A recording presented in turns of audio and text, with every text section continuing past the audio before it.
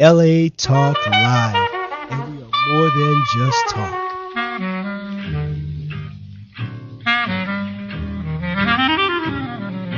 Here's to your health on the LA Talk Live broadcast network. Personal trainer Andy Hart.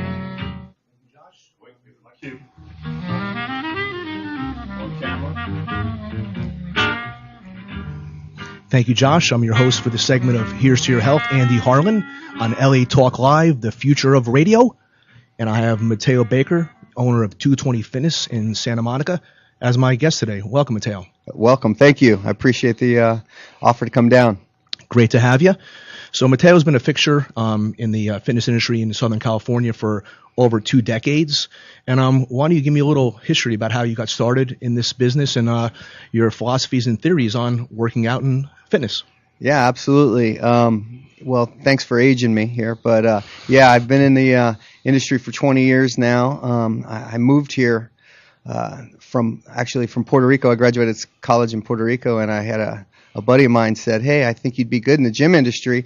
You can talk to anybody, and you're super active, and I think you'd be great in a gym here on Main Street in Santa Monica." Actually, it was in Venice, and I said, "Yeah, sure, I'll come to LA and see what it's about." And I packed my bags and I moved me and my girlfriend across the world, and I came to Main Street, and right where the mecca of everything was happening. You know, we had the Golds and Worlds, and it's where 24-hour fitness, everything got it. Every big fitness facility really got its start there. So it was, the mecca back when Charlie Atlas and everything else, it started there. So anyway, so I was excited to move there and got there. And when I got there and arrived, I got talking to the owner of the gym, and he said, "Well, Matteo, I'm sorry, we're fully staffed here. I don't have any room for you." And I was like, "Well, hold on, I just moved across the world to be here." And he said, "Look, here's what I got for you. I only have a commission-only position for you. And how that'll work is I'll give you a bunch of guest passes and a clipboard, and you can go out and find anybody out on the streets. And if you bring them in and you end up getting them involved into fitness, then we'll talk down the road about getting you a position." And yeah, sure enough, I wasn't too excited about that, but I took the opportunity and I went hog wild with it. I believed in what I was doing, and I believe in fitness, and I believe in the facility. And so I went out on the streets and started meeting people and inviting them in, and it didn't take long. In a month and a half, they put me on board there, and because I was really killing it with commissions. That's great. And that was Powerhouse in Santa That was Monica? Powerhouse. Yeah, it was Powerhouse on Main Street. I remember it. Yeah. And then eventually you ended up running the real mecca, Golds, Venice. Yeah, absolutely. Powerhouse had some issues there, and so I decided that I was going to go over to, I knew that the most famous gym in the world was Gold's Venice, and I was always excited about the opportunity of possibly working for that facility, and yeah, I was a manager of Powerhouse, and then the only position they had available for me was in sales, and so I was comfortable at sales. So I said, "Sure, I'll go in." And yeah, it didn't take long, and I was in Golds, and my career took off there. Really. That's where I met you. Over 10 years ago. Yeah. And after that, I understand you went to Indonesia and opened up a Golds in Indonesia. Well, opened a bunch of them actually. Well, really, what happened? The Golds career is that I started off in sales, and I did really well.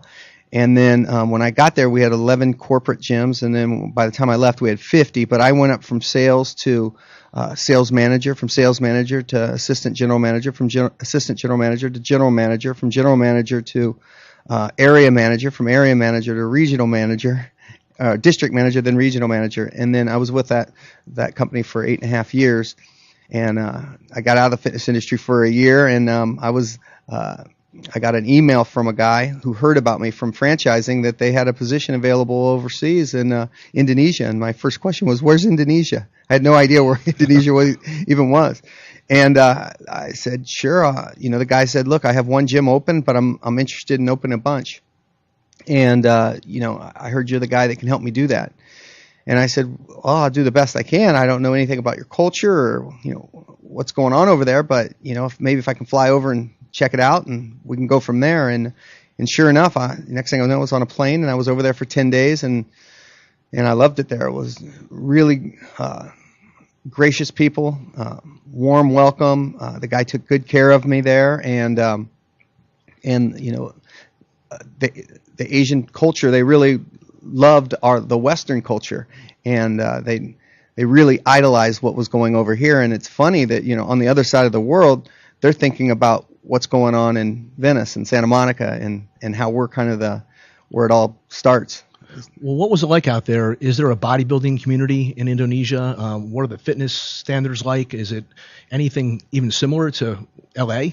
Well, oddly enough, they do have a little bit of a subculture of bodybuilding there. There's a guy who was just out here recently visit me at my new gym, 220 Fitness, but his name was Adi Ray, and he's a famous bodybuilder over in Indonesia, and he's the Arnold Schwarzenegger, I guess you could say, of Indonesia. He has his own gyms. He has like 7 of his own gyms. He's on all the billboards and he's all the commercials and everything. He's a real huge guy. Adi Ray, spelled Aderai, for any listeners that might want to check him out. But anyway, yeah, they had a little subculture. But what I found real fun about starting in Indonesia is that how far behind they were. It was like, you know, in the 80s or 70s, I guess, with fitness here and in the States, they were just catching on over there. So, yeah, it was a really good experience. So, you know, coming from Venice Beach and, you know, the bodybuilding community and whatnot, being around so many celebrities and famous bodybuilders and, you know, being around for a long time where, as we spoke earlier, you know, back in the day, it was all about weightlifting, weight training. There was no cross training or CrossFit or anything like that. And I understand at 220 Fitness, your new gym, you've really kind of revolutionized personal training and changed, you know, the training standards that have been so common for so long. Why don't you explain that to me? Yeah, absolutely. You know, the way I saw the market kind of heading was that, you know, you had the big box gyms that were just really, you just got a card and you just went to the gym and there's a million pieces of equipment and a person would walk in and try the best they could to get in shape. And hopefully they got a trainer that didn't care just about themselves, that actually cared about you and could help out. But there was a disconnect there, and the market showed, because all these smaller type facilities start opening up, right? The specialized studios where we just do yoga, or we just do spinning, or we just do, you know, whatever it is. And so I thought there has to be a way where you can combine these, where you can have the cool studio that has the best instructors and the best trainers, but you could also incorporate a little bit of that big gym feel, where in case somebody hungover or they don't want to work out with somebody today, they can kind of hit their own weights. And so that's why we kind of a hybrid facility where you can kind of do your own thing. If you're not interested in a class that day, or your trainer, which, you know, I always advise doing working with a trainer, but if you can't, then at least you don't have to go home. And that's the disconnect I see with the smaller studios, is that if you go to a yoga studio and the class is at 6:30 in the morning, and you get there at 6:45, well, you're missing your workout. What we try to do at 220 Fitness is, you know, if you miss your class, for one, we stagger the classes, so possibly you could catch another class. If that doesn't work out for you, then you can go on your own. You know, potentially we could even have a trainer available for you. What we found is that, you know, I know that, Andy, you and I know each other because you're an excellent trainer, and I worked with you in the past, and so, you know, but people like you with your passion, you know, that's what we try to hire at our facilities, that, you know, people that genuinely, like you, care about others. You see a project when you get somebody. You see that, okay, this person has a potential that, you know, I'm interested in seeing him reach, and you have that drive that no matter who's in front of you, that, you know, you're gonna work with them until they get there, and that's kind of the, you know, how our philosophy is. We want to hire people that really, they care that way, and so you know, we've had great success so far with that. We do over 650 training sessions a month. That's great. Yeah, I've been to the facility and love it. It's great, state of the art. You're welcome anytime, and that is true. I find that when you're training somebody, you need to actually focus on what their goals are and push them and be a friend to them as well as a personal trainer. I said it before, that it's not like buying a loaf of bread. It's a personal thing, and you need to care about that client and what their goals are and push them and motivate them the best you can. And, we were speaking in the lobby earlier about all the degrees and education now involved, with the fitness trainer. Back in the day, there was like 1 or 2 certifications that were only available. Now people have this continued education, and they go to college for 10 years to become a trainer. And that's okay. That's great. The more you can learn about the anatomy, the better you can protect your client and do your job. There's no doubt about that. But it's all about the commitment and caring about your client and actually having the passion to help them and deal with their concerns. So that's what I see at your place, and that's why I like it so much. Yeah, absolutely. We try to hire people that are genuinely into it because they care about people, and it's a big deal for them to see somebody get the results that that they get invited to somebody's wedding, that they maybe a woman that wanted to lose weight for her wedding, and then they get invited to it, and seeing that result, that end result, is just it's a great feeling, and not to mention all the people that we have that have injury issues, or diabetes prevention, things like that. That I think that those are the type of people that we want, that care about a person's well-being, that are in it for that reason. And what I find is that this education and those are important. Like you and I talked about that, and I agree that it has some value to it. However, I feel what's more valuable is that somebody that can connect with somebody, with their client, that's passionate about getting them to their goal. And I think that it's hard to teach in a school, or you can read as many books as you want and study all you want. Because I get some people that are fresh out of college and have kinesiology degrees and all this other stuff, but socially they might not mix well, and so people they get bored. So they need somebody that's going to kind of motivate them, but not in a drill sergeant type way. Well, some people want that, but more in a way that they can hear, that they can connect with. And so those are just the intangibles that you can't really train and develop, that people have to naturally have it, like you. Well, I think a great trainer or a guy in the fitness industry must have that passion, as we said, but you need to live that lifestyle yourself. Absolutely. Before you can instill that philosophy into someone else's life, you need to actually practice it on yourself. And that's the key, to longevity and living a long life and looking good and taking care of yourself and your family and everybody who wants your help.